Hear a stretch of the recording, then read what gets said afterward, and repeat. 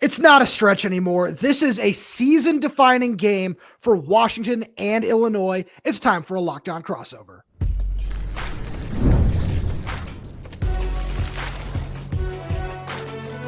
You are Locked On College Crossover, part of the Locked On Podcast Network. Your team every day. Welcome into a Locked On crossover edition. I'm Roman Tomashoff. I'm the host with Locked On Huskies. That gentleman right there, that's Sonny Verma, the host of Locked On Illini. Thank you for making this your first watch or first listen of the day, as we are part of the Locked On Podcast Network, your team every day. And today's episode is brought to you by Game Time. Download the Game Time app, create an account, and use code LOCKDOWNCollege for $20 off your first purchase. Just quick reminder to all you everydayers out there, wherever you get this podcast, YouTube, Spotify, Apple Music, Amazon Music, wherever that might be, make sure to click that subscribe button, click that little bell so you don't miss when either of us post a new show. Plus, if you're on the audio only side of things, please make sure to leave us a 5-star review, as it does help our shows out a lot. Now, Sonny, we got a tremendous Big Ten crossover, which is still weird for me to talk about. Coming at all our everydayers out there, we're going to play a really fun game at the end of Your Team Wins If. We're going to give the Husky fans and the Illini fans some names to know on each side of the ball, but this is as we were just saying before we hit record here, we said, wait, hold on, let's press record and then talk about this. Yeah. This has become a game that will define each of our team seasons. You're exactly right. If you look at the rest of the schedule for Illinois, they're, I think, 4.5-point dogs in this particular game. But if they win on Saturday, they're going to be favorites for the rest of their schedule. You're talking about Rutgers, Wisconsin, Northwestern. And there's one more game that's slipping my mind right now. But the idea of finishing 10-2 is absolutely on the table if you're the Illini. And now, granted, there's, I think, 8 teams in the Big Ten Conference with a 5-2 record right now. So a lot of these teams are going to be knocking each other out. And that starts this weekend, because I truly do think, you and I kind of discussed this beforehand, between Illinois and Washington, one of them is going to get their dreams dashed on Saturday.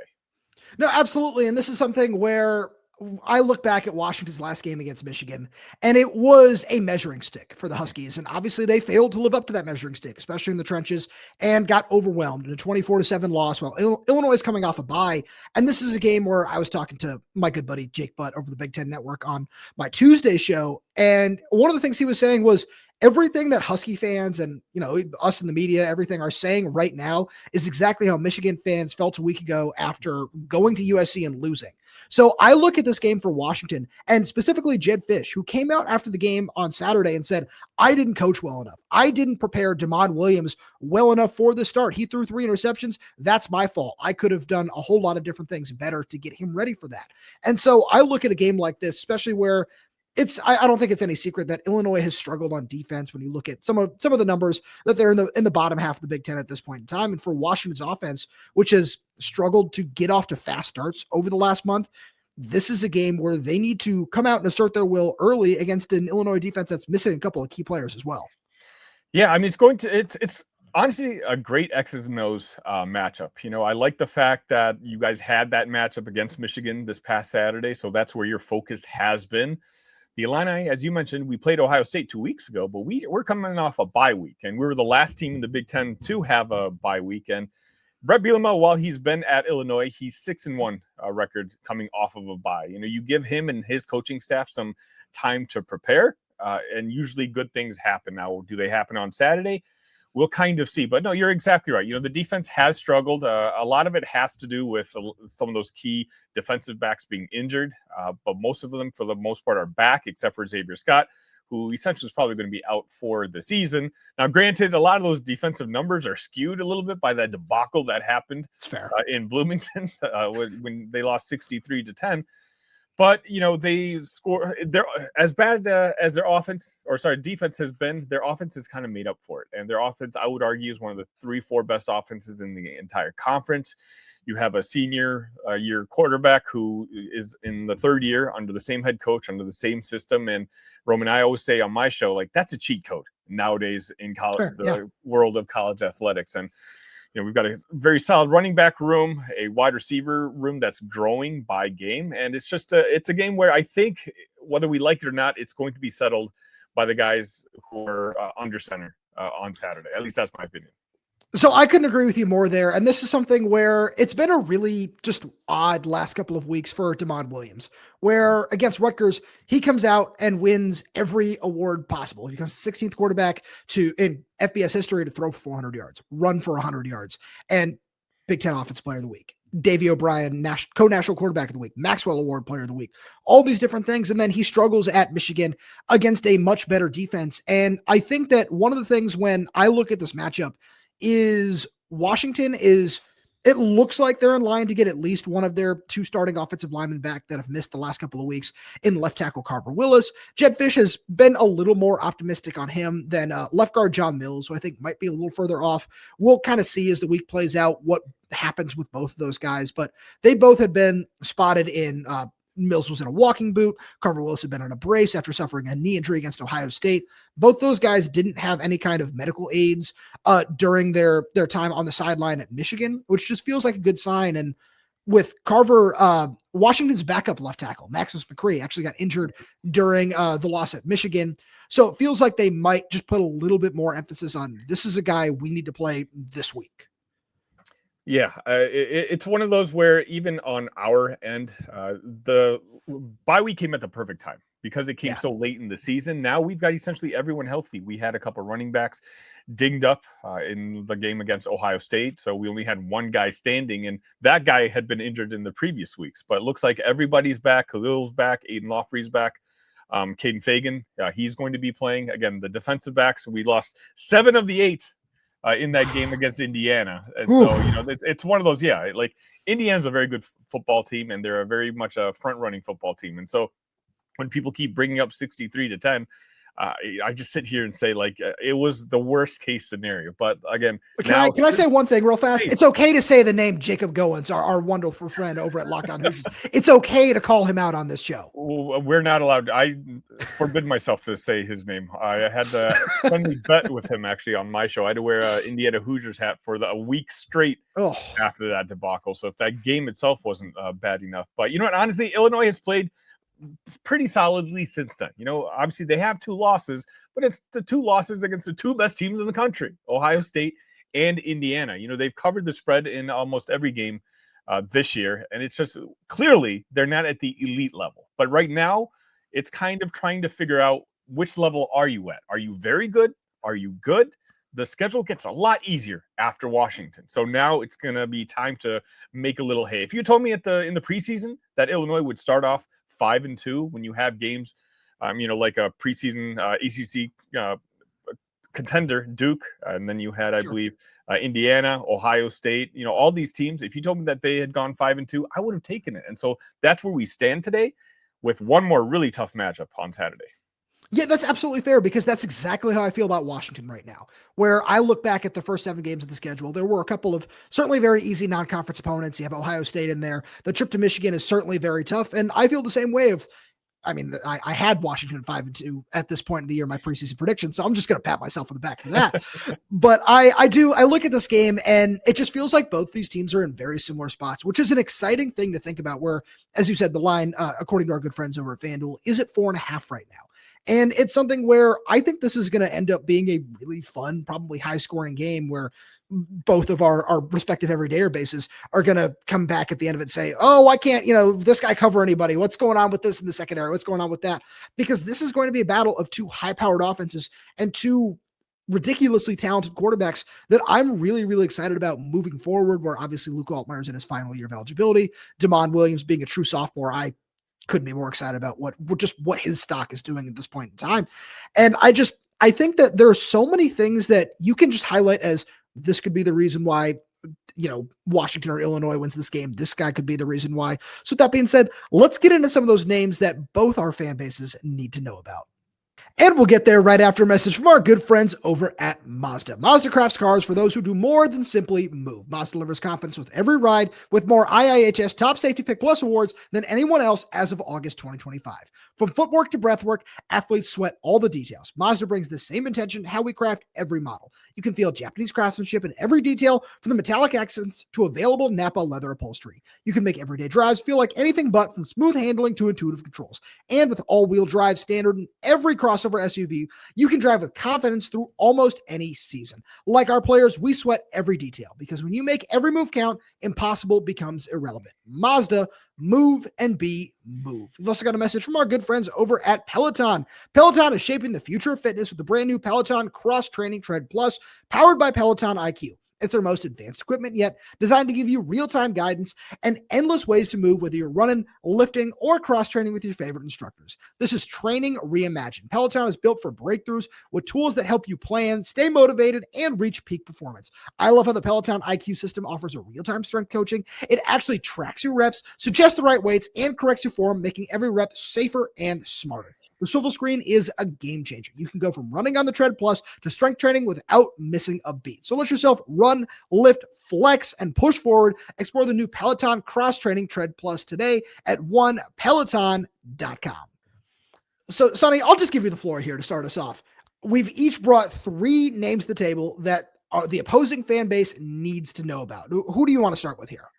Let's just start easy. And it's a name that you guys are probably already familiar with, Luke Altmyer, right? He came in as one of the most veteran quarterbacks in the conference. And, honestly, he hasn't really disappointed. He's 139 for 192 for the year, 1,800 yards, 13 touchdowns. He threw his first interception of the season 2 weeks ago against Ohio State. And even it wasn't a great pass, but it was more so deflected. He's taking care of the ball. We'll see. I'm sure Ryan Walters, who we're going to talk about in a second, he's going to have some sort of quarterback or cornerback blitz planned because for some reason Luke has been hit by that seemingly every single week. Okay. And so I'm sure that play is going to be drawn up somewhere. But Luke is just simply one of those guys who's playing like one of the best quarterbacks in the nation because he is. He holds on to the ball a little bit too long. And so I guess we'll talk about, the fact that he might be a little vulnerable to taking sacks, but the offensive line, which started off so struggling, has really improved over the last couple of weeks. In particular, after that Indiana game, I need to stop bringing that game up so that debacle up. We're all ready to jump off the ship, and everyone thought that the following week against the USC Trojans, that the USC, they had like 3 or 4 NFL guys themselves lined up on the defensive line, that they would also have their way with the offensive line for Illinois. But for the 3rd straight season, Roman, Illinois struggles in the first 4 or 5 games figuring their offensive line out. And then something happens. Some adjustments are made. And it looks like that's what's happened this time around. And it looks like the offensive line, for the most part, has fixed itself, at least on the pass rush side. When it comes to run blocking, they're still struggling a little bit trying to find holes. But we do have another running back who I'll just bring up. I'll just go into my second player right now, if you don't mind, Roman. Please. It's Khalil Valentine. He's a true sophomore, and he was the least heralded of the 3-headed monster that Illinois had coming in when it comes to this running back room. But this guy's just different from the other two because the offensive line has struggled with its run blocking all season long. The other 2 guys are more so see a hole, attack a hole. Khalil Valentine's one of those jittery guys who, if something's not here, he can make a quick move to the right, to the left, and basically make a hole for himself and get away from that defense. And so he's the guy that I think Washington Huskies fans on Saturday are like, who's that running back? And just remember the name. It's Khalil Valentine. Well, I'm glad that you put that out there because I also need to talk about a running back, and it's one who I have seen a little bit too much talk about him being overrated in the last couple of days, which absolutely blows my mind, and that's Jonah Coleman. Jonah Coleman right now is 2nd in the Big Ten in total yards from scrimmage with 852. He's also leading the nation, by the way, with 13 touchdowns. He's taken a massive step forward as a receiver this year. He's got 284 yards in that department, and he also just I know the numbers haven't been great in terms of just what has gone on with the rushing attack. He hasn't had over 70 yards on the ground since the last time he even touched 70 was Washington's last non-conference game against Washington State. So there are certainly some things that are left to be desired with Washington's running game. But if you ask any player, any coach, they will tell you that, yeah, the reason that that's happened is opposing defenses have been selling out to stop Jonah Coleman. And rightfully so. He's a really talented guy who I've seen mocked as high as just top 50 in the upcoming NFL draft. Like, he is that good, that talented of a player. And this is a game where I'm really interested in because Illinois' rushing defense ranks 10th right now in the Big Ten with 110 yards per game allowed. So I look at a matchup like this, and if Washington can get Carver Willis back, if John Mills is able to return from this game for Washington, both those guys have been stellar run blockers so far this year. I'm curious to see if Washington is going to try to establish Jonah a little bit more in a game like this. But you also just have to keep in mind a lot of the times when defenses have sold out to stop Jonah Coleman, i.e. the Rutgers game I was talking about a couple of minutes ago. Damon Williams has been the guy who took advantage. He had 136 yards rushing in that game. So there's been a really fun just rushing attack that Jed Fish and offensive coordinator Jimmy Doherty and this UW team have put together so far this year, where I'm really curious to talk about Washington in terms of this offense. Since you got your first two out of the way, I'll go ahead and knock out my second. That's tight end Decker DeGraff. This guy, he is a really talented true sophomore. He's a freshman All-American last season. And this year, he's done a solid job in terms of receiving numbers. He's still coming along as a blocker where he wasn't necessarily asked to do a whole ton of that last year. And this year is very clear he's still developing in that phase of his game. But he also wasn't asked to do a whole ton because Washington had one of the best blocking tight ends in all of college football, if you ask Jed Fish, in senior Quentin Moore. He sustained an injury during the Michigan game. Jed Fish said that he dodged a major bullet, which is really great to hear. He still might be dealing with a concussion, but it wasn't nearly as scary as it looked when he had to be stretchered off the field. So good news on that department. The bad news is Washington also lost their third string tight end, Cade Eldridge, in this last game, and he's done for the year with a foot injury. So there's going to be a lot placed on the shoulders of Decker DeGraff, and I'm really curious to see how Washington's offense is going to adjust, because the only two guys healthy in that room behind him are a pair of, albeit very promising, true freshmen in Baron Naone and Austin Simmons. But I'm curious to see how some of the personnel might shift. We actually got a chance to talk to Decker on Tuesday, and as he was asked about his role expanding, he said, yeah, we might see more 11 personnel than we have in, some previous weeks because of the depth at tight end. But I look at what Washington's offense has been best at, and it's finding ways to get him into space, because you've got some really talented receivers on the outside, obviously highlighted by Denzel Boston, and then a pair of true freshmen in Desmond Roebuck and Raiden Vinesbright. But Decker is a guy who, when he is clicking on all cylinders, he can really unlock so much in this Washington offense. And I'm curious to see what his role is going to look like moving forward. And, the opposing tight end has always kind of been a weakness for this Illini defense ever since Bret Bielema has gotten in here. So, that might be one of those secret picks to click, go on FanDuel.com and take the over when it comes to his stats on Saturday. The other guy that you mentioned, I'm afraid to death of, and I'm sure we'll talk about this a little bit more in the third segment, is Jonah Coleman, the running back. I was watching some tape on him, and he's a guy who breaks tackles. And Illinois is a defense that doesn't tackle very well this year for some reason. It's been one of the biggest frustrations all season long. Aaron Henry, our defensive coordinator, he talks about it in every post-game press conference that they need to fix their tackling. Well, the tackling hasn't been fixed yet. And if they don't fix it by Saturday, Jonah Coleman might be in for a huge day. No, I like where you're going with that. And on the other side of that, one interesting fact that Jake Butt threw out is Washington only forced 2 missed tackles against Michigan. So I'm sure that doing that is going to be a point of emphasis this week when it comes to just these offensive meetings and what Jed Fish and Jimmy Doherty might be game planning for. So that's going to be a really fun battle to watch. But Sonny, let's jump to your third guy. Who else you got for me? I have to go with Gabe Jacas. He's a name that is going to be playing on Sundays next year. He had an opportunity to go to the NFL draft this past year, but Bret Bielema and Gabe decided it's best for him to come back for one more year and maybe, get a higher draft status.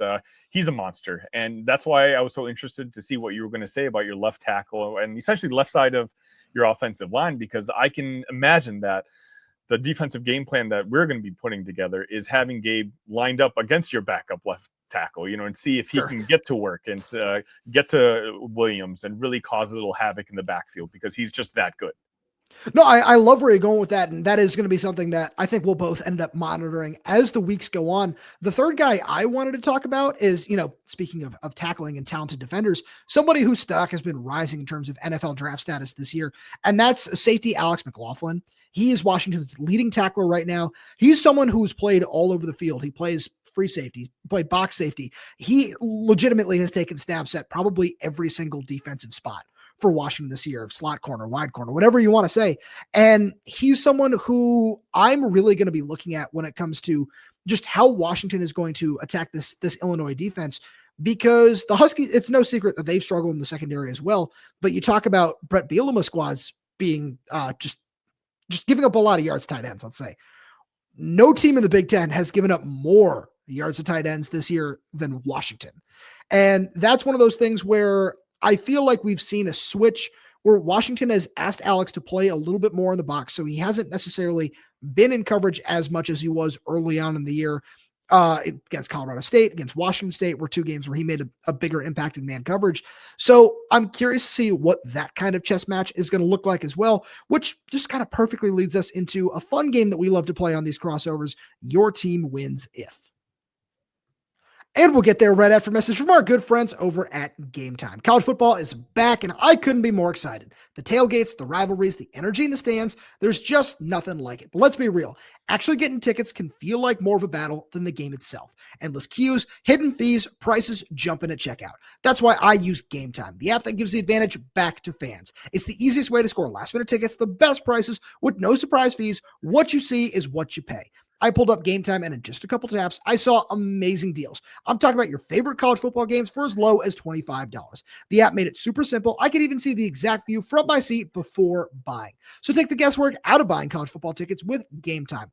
Download the Game Time app, create an account, and use code LOCKDOWNCollege for $20 off your first purchase. Terms apply. Again, that's promo code LOCKEDONCOLLEGE for $20 off. Swipe, tap, ticket, go. Download Game Time today. Sonny, this is, I don't think we've mentioned the multiple time zone thing yet and what records are with that. I don't think we need to, because this is going to be a fun game no matter what. And, you know, there are so many other things that we could talk about outside of just the Big Ten and conference realignment, whatever else. So let's just say it very simply. Illinois walks out of this game at Husky Stadium with a victory if what? If they contain either Williams or Coleman. Okay. You're not going to do both. Obviously, you're not going to do both. But with Williams, I really do think that the Illini defense has actually had pretty decent success over the past year playing against the marquee quarterbacks. You know, Williams is a guy who, if you let him get around and get some yardage with his legs, you're just going to be in trouble. So I do think Illinois plays this, and Illini fans, it drives us crazy. This very bend, don't break type of offense. We force you to make play after play after play. We'll give you yardage. You can have your 7 yards here. But I think that, I don't know if the strategy is simply like we are so takeover friendly, and so essentially we try to force you into a turnover by keeping the play in front of us. Very rarely do teams make plays over us, so you don't see a lot of breakaway plays. And so, you know, Williams and Coleman, those are two of the main guys that I'm looking at. You can have one of them beat you, but if both of them are on their A game, then I think Illinois is just going to struggle coming out with the victory on Saturday. Like we all know, you guys went 4 years without losing at home before, and then Ohio State, literally the best team in the country, comes to town. You know, and there's a lot of streaks that those guys are able to break. But you know, contain Coleman, contain Williams, at least one of them. If you do that, I think our offense genuinely is. You know, I talked about it earlier. One of the best offenses in the conference. They even took it to Ohio State in a sense where they scored more points than anybody else that the Buckeyes have played this season. It was after halftime, essentially, when Bret Bielema kind of scolded his offensive his offensive coordinator, saying, you know, we should have gone to a faster pace earlier in the game and adjusted earlier. I think they're going to do that on Saturday. And that's why, again, you know, when you're talking about over-unders here, I agree with you that I think this would be a fun, exciting game. If this Illinois offense can get going and just hold up, you know, just a decent running game, just to give Luke a couple extra seconds on the play action, I think we're in good shape. So I love where you're going with that, because like I was saying earlier, I think my number one key for a Washington victory is finding a way to reestablish both of those guys, because Damon Williams had just 5 carries in this game against Michigan. And a lot of that was what Michigan was doing defensively, because only 3 of them were like truly designed runs, in air quotes, if you will, because he got sacked twice in that game. And this is one of those games where Washington is certainly at its best offensively when the read option and some of the zone reads and whatever else is keeping the defense off balance, because Damon Williams is one of the fastest players on the field at all given times. Jonah Coleman, you were just talking about Illinois' struggles to break or to tackle, and Jonah loves to break tackles, all that sort of stuff. So I look at that matchup, and I'm really excited to see what that's going to look like, because I also look to the outside, where Illinois has given up 240 yards per game through the air this season. And DeMond Williams struggled through the air too. He had the first multiple interception game of his career against Michigan. He threw 3 picks, and you can go back and look at him, and there are very clear reasons why each of them happened that DeMond owned up to when we talked to him on Tuesday. And I look at this matchup, and I look at a guy like Desmond Roebuck in particular, because Denzel Boston is the guy who's always going to get a ton of hype. He's a projected first-round pick. Everyone in the country knows how talented he is at this point in time. I look at a guy like Desmond Roebuck, who is second among all Big Ten freshmen in receiving yards. And I think that he's someone who is going to continue to make a name for himself in a game like this. He was Washington's leading receiver against number 1 Ohio State. Like, that's something that I feel like people on a national just level need to make a bigger deal about, because he was a just lowly rated 3-star recruit coming out of Arizona. And I look at a kid like that and what he means to Washington's passing attack, and his strong hands, his ability to just create separation at all 3 levels of the field. And I think to get DeMond Williams back in rhythm through the air, he's not just going to turn to his big-time alpha playmaker. He's going to look to a guy like Desmond Roebuck, who he's shown to have great chemistry with throughout the season, and go from there. So I have a question for you, just because I know the Illini community is going to be, curious. Your new defensive coordinator is one we're very familiar with in Ryan Walters, and despite all his struggles in West Lafayette, there was an all-time game between Illinois and Purdue last year that, with the final score being 50-49, Ryan Walters, quite honestly, coached his butt off that game. I'm telling you, again, when it comes to the wide receiver room, running back room, and our quarterback, Illinois is in pretty good shape when it comes to the offensive side of the football.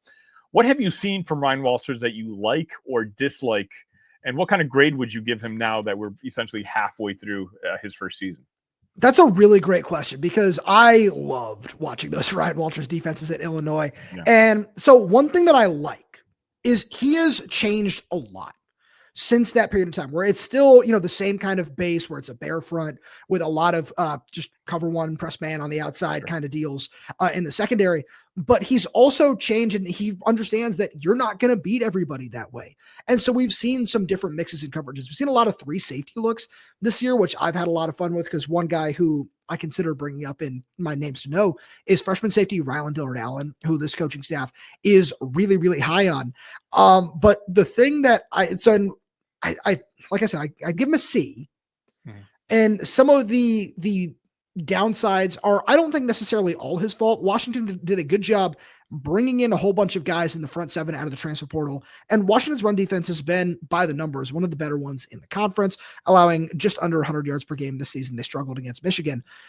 But I look at that unit up front, and especially when he is going to these 5 down fronts. And it's something he also talked about with us in the media on Tuesday, is there are a lot of times where the pass rush hasn't been there, and the havoc plays, as he called them, have not been there. And Washington's starting to get healthy. They got senior outside linebacker Zach Durfee back ahead of the Michigan game. And he's someone who, when he got hurt against Ohio State, was coming off one of the best games of his career when he had 11 pressures against Washington State.